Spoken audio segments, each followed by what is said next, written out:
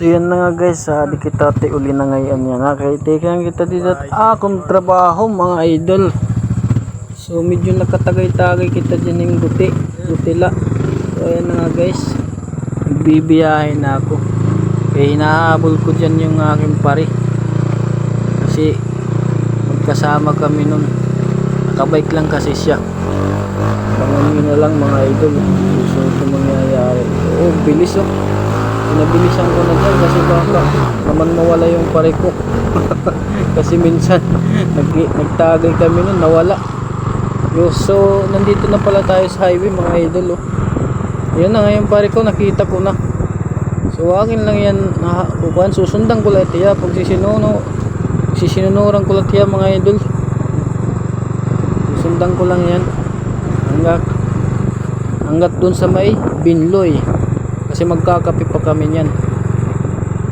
Yan mga idol. Sunod lang ako sa kanya. Nakabuntot lang ako mga idol. Nakabuntot. Kasi nahawa naman ako iwanan. Kasi pare ko yan eh. Baka naman mawala siya. Sinusundan ko lang yan mga idol. Yan. Lagi talaga ako naka-vlog pag gabi. Pero hindi ko napupos mga idol. Kasi minsan natatamad ako mag-edit mga idol. So ngayon sige doon ako mag-edit. Ito na yun, mag-edit na tayo. Araw-araw tayo mag-edit mga idol. Pa-support lang po ng page ko mga idol.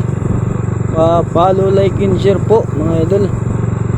So dito na lang magtatapos ng atin unting vlog. Sa susunod abangan nyo ang part 2 mga idol. Kasi bitin tayo niyan. Mahirap na pag mahaba yung video. Yun lang, shoutout mga